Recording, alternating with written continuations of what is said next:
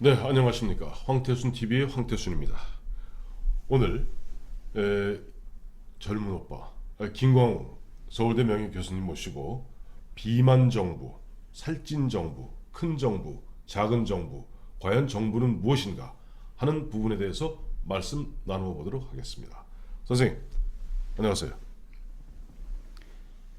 큰 정부, 작은 정부 얘기는 오래전부터 한 거죠. 그렇습니다. 근데 이제 규모 얘기만 해서는 안 되고요. 예, 예. 정부가 제대로 기능을 하고 있느냐에 관한 이제 얘기를 해야 되겠는데, 네, 지난 정부도 그렇고 이번 정부도 그렇고 네, 아무리 봐도 이게 정부 같은가 하는 의구심이 들 정도로. 네, 그 중에서 이제 여러 문제가 있지만은 특히 이번에 뭐 쪽지 예산 뭐 이런 거를 이제 견주어서 네, 돈을 이제 너무 마구 쓴다라는 느낌을, 다시 말씀드리면은 재벌하고 비교해서 네, 삼성하고 이렇게 삼성전자하고 비교해 보면은 금년 예산이 한 470조. 네. 대한민국 예산이 지금 470조죠. 그렇죠. 네. 이제 일반 회계, 특별 회계를 포함한 거예요. 네, 네, 이게 이제 12년하고 비교를 해 보니까 네, 기금이 한 50조, 57조. 네. 그리고 일반 특별회계 합친 총 지출이라 그러는데 네, 네. 그게 한 47조, 뭐 3조 늘어났어요. 예, 예. 7년 동안 뭘 그렇게 많이 했는지 네. 늘어나는 게 정상이 아닌 것 같은데요. 네, 네. 삼성하고 비교를 해보면은 네. 삼성 작년 매출이 247조. 7조, 247조. 예, 그렇죠. 그렇습니다. 근데 인력은 우리나라 공무원이 100만이라고 쳐도 네. 더 많지만 예. 이게 10만 2천 명이에요. 네. 그러니까 이게 효율을 따져서 이야기 안 되는 거죠. 뭐. 네, 이게 뭐 하여튼 인력이 이제 또 나중에 우리가 얘기하겠지만 네. 돈은 벌어보질 못한 사람들이 쓸 줄도 모르고 네. 쓸 줄 모른다는 건 정말 균형 있게 필요한데 꼭 써야 되는데 그렇지 못한 사정들을 일반 사람들 잘 모르죠. 사실 보면 이제 언론 등등에서 이야기하기를 이렇게 얘기합니다. 정부의 씀씀이를 보고 하는 이야기가 만약에 일반 사기업 같았으면은 당장 목이 날아갔을 것이다. 라는 얘기들 많이 하지 않습니까? 앞서 선생님께서 말씀해 주신 대로 뭐 굳이 삼성전자와 대한민국 정부를 비교하자면 인력은 10분의 1인데 그야말로 삼성은 247조를 벌어들이는 반면에 대한민국 정부는 세금에서 한 얼마겠죠? 세금에서 한 60%를 이제 예산. 이 예산 한 300조 없고 나머지 빚내 쓰는 거 아닙니까? 빚이 자그만치 660조예요.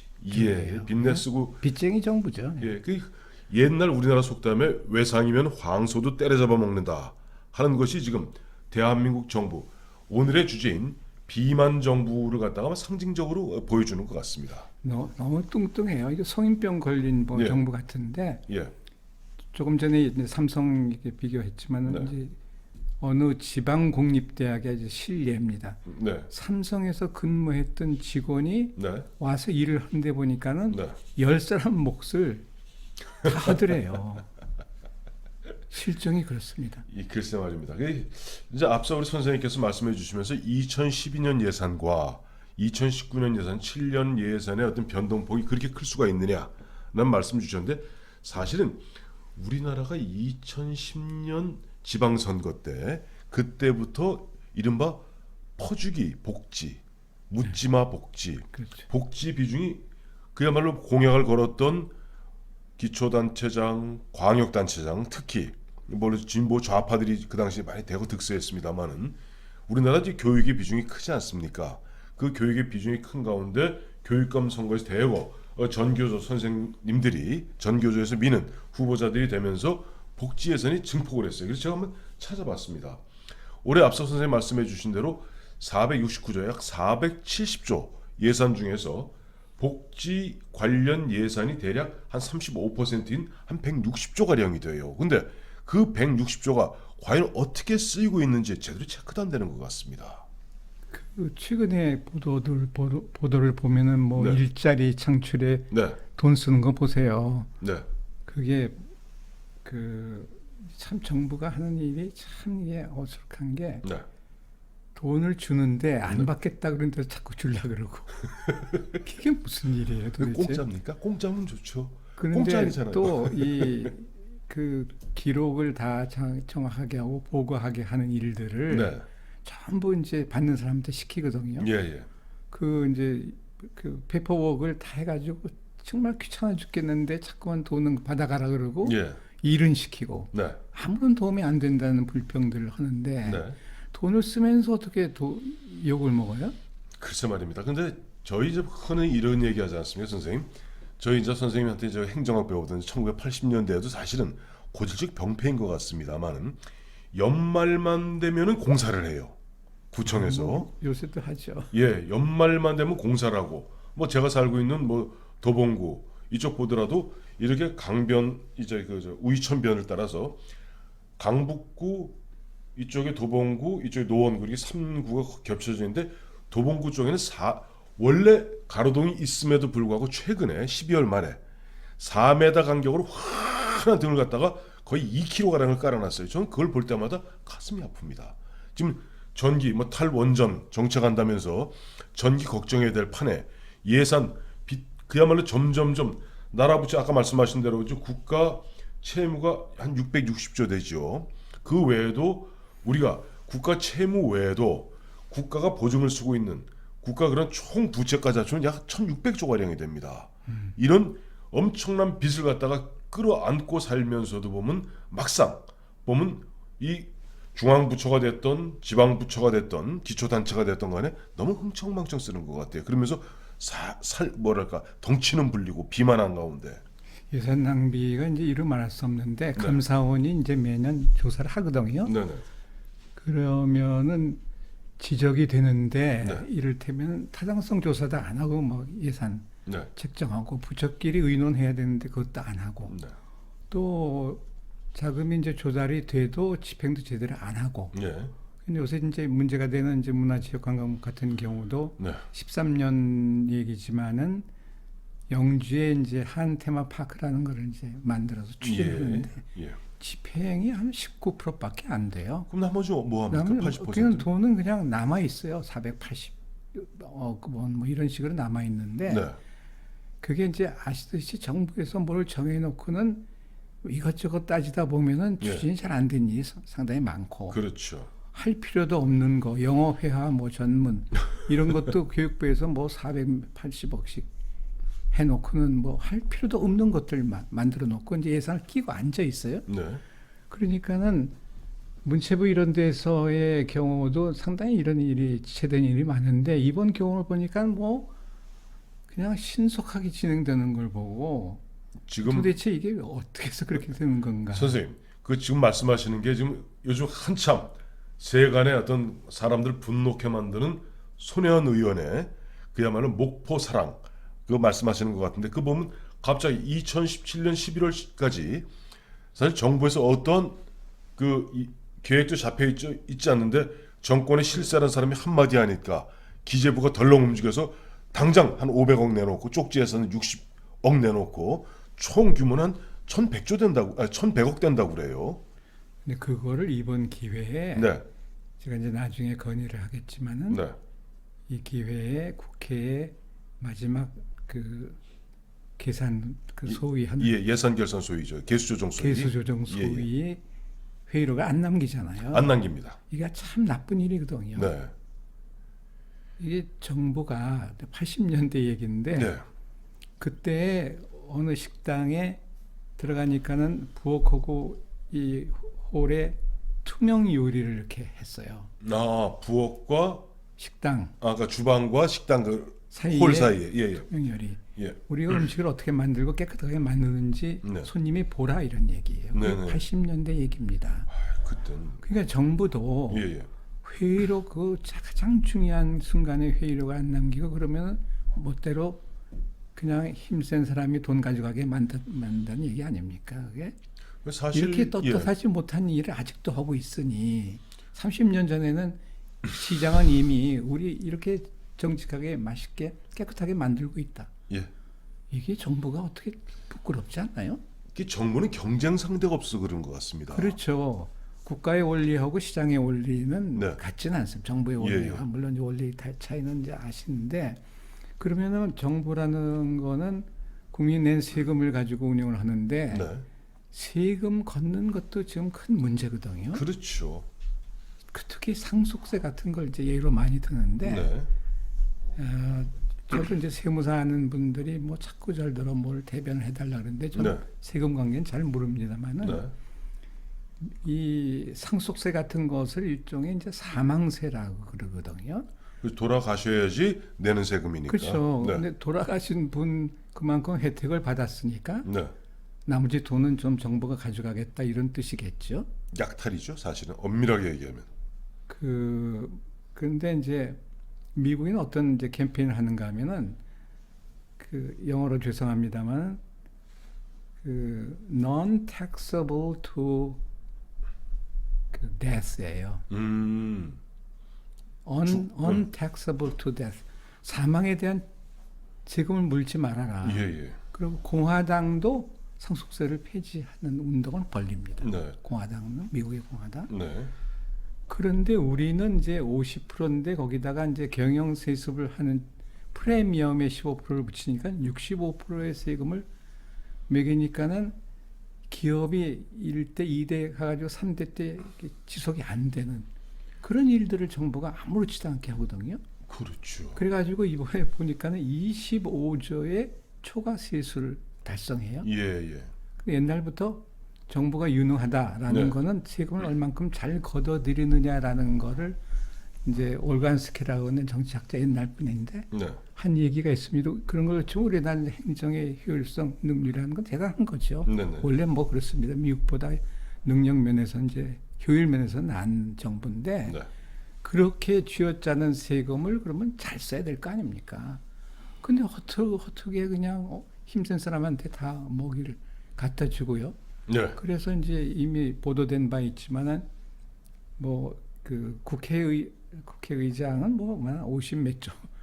그리고 이제 예결위원장도 뭐 18조 뭐 이런 정도의 네. 그 뭐 쪽지가 된 건지 모르지만 네, 하여튼 네. 과장은 네. 근데 이제 각 당의 대표는 뭐 270억, 500억 이렇게 뭐 챙겨요. 예, 예. 그런데 하여튼 뭐 무슨 연유인지 조금 전 말씀하신 뭐 1,100억, 뭐 60, 뭐 네. 네. 60, 60억. 뭐 이런 예. 식으로 챙겨가는 사람들이 도처에 있단 말이에요. 그렇습니다. 그 국민은 뭡니까? 국민. 봉이죠. 근데 바로 국민은 봉입니다. 그렇게만 얘기하기엔 너무 슬픈데요. 그래서 하여튼 정당한 정부라면은 네. 그 돈을 정직하게 써야 되는 거 아닙니까? 네. 뭐 기업도 마찬가지고 가정생활도 마찬가지인데 정부는 돈을 어디다 쓰는지도 몰라요. 미국은 아시듯이 언제 누구에게 얼마를 왜 썼다라는 게 밝혀집니다. 네. 우리는 그런 큰 덩어리는 예산 뭐 통과시킬 적에 언론에 보도되는 정도만 알지 어디에 어떻게 썼다는 걸 알 길이 없어요. 그렇죠. 선생님, 우리 흔히 저번 미국 독립사를 이야기할 때 미국의 독립사라는 것이 결국은 당시 영국의 식민지였던 미국에서 과세 없는 대표 없다. 대표 없는 과세 없다. 이래갖고 그야말로 독립전쟁이 벌어지는 거 아닙니까? 실제 앞서 그러니까 미국 같은 경우는 그 세금의 무서움에 대해서 또 세금을 갖다 쓰는 예산의 무서움에 대해서 위정자들이 아는 것 같습니다. 그에 반해서 모르겠어요. 우리나라는 예전 그 조선시대부터 보면 중앙은 중앙대로 지방 관할 그 목민관들은 목민관들대로 어떻게 보면 수탈하다시피 하지 않았습니까? 그래서 특히 조선 말기에 가면 삼정에 문란이 있었고 그럼요. 뭐 백골증펀이 황구 첨정인이 있었는 가운데 앞서 말씀하신 대로 보면 뭐 작년에 세수가 뭐 25조, 28조를 더 걷었다는 건 뒤집어 이야기하면 마른 수건에서 물기를 빼냈다는 거예요. 그렇죠. 이제는 이제 탈세하기도 이제 물론 힘들죠. 네네. 뭐 절세들은 열심히 하는 셈인데 네. 여전히 탈세도 있긴 하지만은 네. 이제는 뭐 너무나 정확하게 기록이 남기 때문에 피해갈 도리가 없어요. 네네. 그러면 이제 세금을 걷어들여요. 네. 상속세 얘기는 뭐 또 별개로 이제 네. 논의를 많이 해야 되겠지만 걷어들이는 것까지는 옳다고 치더라도 네.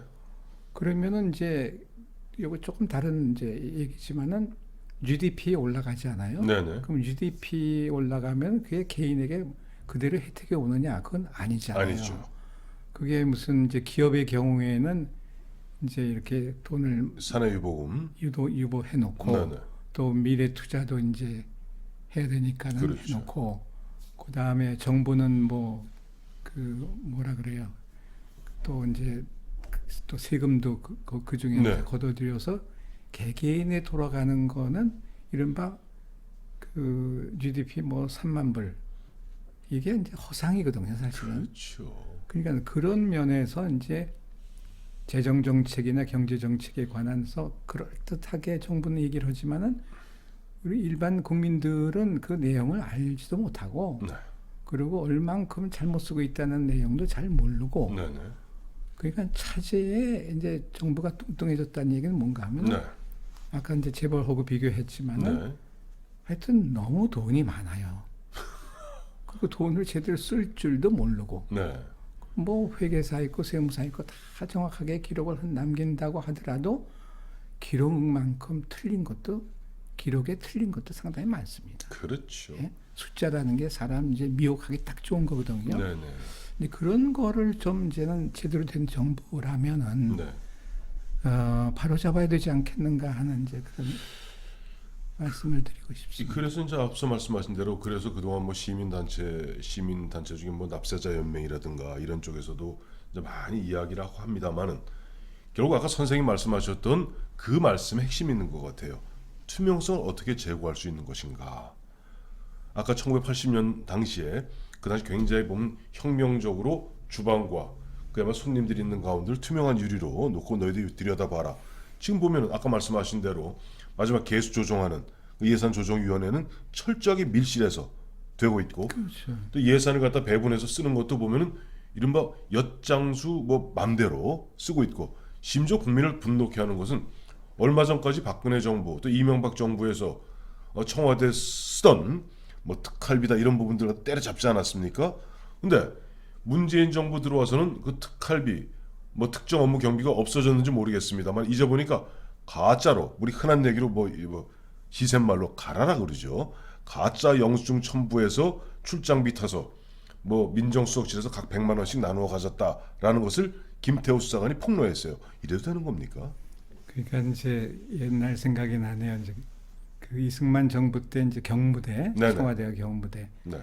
그때는 이제 비서실이 경무대에도 있었고 중앙청에도 있었어요. 아 예. 그래서 이제 같은 사람이나 또 따로 근무하는 사람들이 있는데 네. 또 웃으는 일이 하나 있습니다. 경무대의 직제가 그 수립이 되질 않아서 그 당시 대통령 부인 경무대에 직제가 없었군요. 직제가 없어요. 예. 그러니까 공무원이 아닌데 돈을 받았어요. 아, 그게 뭐예요? 그건 이제 국고 횡령이죠. 횡령이죠. 그런 일이 있었습니다. 근데 그럼 이승만 정부 욕하는 사람들이 많은데 지금은 뭐 달라진 게 뭐 있어요? 지금 출장비. 공무원은 공무원인데 이제는 공무원이 대놓고 흔한 얘기로 대놓고 횡령하는 꼴이 된 만약 김태호 수사관 말이 사실이라면 사실이라면. 예. 근데 이제 그 뭐 민정 얘기 뭐 할 얘기 많지만 제가 이제 차차 하겠는데 예. 하여튼 돈을 쓰는 게 기업이면은 철저하게 뭐 회계 감사 철저하게 하고 다 네. 하는 거 아닙니까? 네, 네. 함부로 못 쓰는데 네. 여기는 감사도 받고 자체 감사도 다 하는데도 불구하고 돈을 마구 쓸 수 있다는 게 이게 참 이게 기가 막히죠. 그 아까 제가 거듭 말씀드리지만은 바로 정부는 경쟁하고 견제하는 상대방이 없어서 그런 거 아닌가 하는 생각이 듭니다. 그렇죠. 그래서 근데 이제 제가 이제 비만 정부 성인병 걸려서 이제 네. 운신도 제대로 못 하니까 네. 그 운신이라는 거는 무슨 뜻인가 하면 내부에 뭐 문제들이 많은 거죠. 네네. 부위의 문제도 있고 그런데 이 모두의 이제 얘기가 나온 큰 정부 작은 정부 얘기는 이제 그 80년대 그 말에 네. 노태우 정부 때부터 행정개혁위원회라는 예. 게 있었어요. 예, 예. 그때부터 이제 줄이려고 노력을 하는데 네. 그 이전에 전두환 대통령 그 정권이 뭘 하고자 했는가 하면은 한 30개 기관을 만들겠다고 그때 돈 390억인가 지금으로 치면 그것도 뭐 한 1조가 넘는 돈 아닙니까? 예, 그렇죠. 그걸 쓰겠다 그래서 이제 제가 이제 칼럼에서 그때 이제 칼럼 제가 이제 그 한국일보부터 시작한 84년 제가 정치평론의 원조에 아이고 선배님, 예. 왕 선배님. 예를 들면은 예. 서울시장은 뽑읍시다. 직선으로. 예, 직선으로 그랬더니 그 못 실었어요. 네. 안 실어줬어요. 예. 지방자치의 문고리를 이제 열자. 그랬더니 긴급 국무회의를 열 정도로 그렇게 뭐 정말 어려운 시절이 있었는데. 엄혹한 시절이 있었죠. 근데 그때도 정부라는 건 파킨슨 법칙에 따라서 계속 늘리려 그러는 그렇죠. 거예요. 아시듯이 전쟁은 끝났는데 인도에서 다 철군을 했는데 네. 영국군이 식민성이 공무원 숫자는 늘어나는 거예요. 네. 그러니까 정부의 습성이 뭐 늘리는 거에 이제 익숙한데 이제 제가 말씀드리고자 하는 것은 이제는 큰 정부, 작은 정부의 규모의 문제가 아니라 네. 이제 제발 정부는 정부답게 정부가 이것은 꼭 해야 되겠다 하는 일을 하는 네. 그것만 대통령이 챙겨도 네. 정말 신뢰하고 믿어온 정부가 되는 거거든요. 예, 예. 근데 그걸 못 하고 있으니까 그냥 쇼만 하잖아요. 무슨 덤블러 들고 무슨 기업인들 뭐 이게 군사문화유산인데 그것도 나중에 또 말씀드릴 예. 기회가 있습니다. 예. 오늘 저 서울대 명예교수 김광훈 선생님 모시고 이제는 큰 정부, 작은 정부의 문제가 아니라 예를 들어 덩치가 크더라도 효율성이 좋고 일만 잘하면 누가 뭐랍니까? 즉 효율적인 정부, 그야말로 국민에게 봉사할 수 있는 정부가 되도록 노력해야 되는 것 아니냐는 화두를 던져주셨습니다. 또 앞서 말씀하신 과거에 또 앞으로 나갈 방향에 대해서 다음 주에 또 모시고 우리 김광훈 선생님 말씀 듣도록 하겠습니다. 선생님 감사합니다.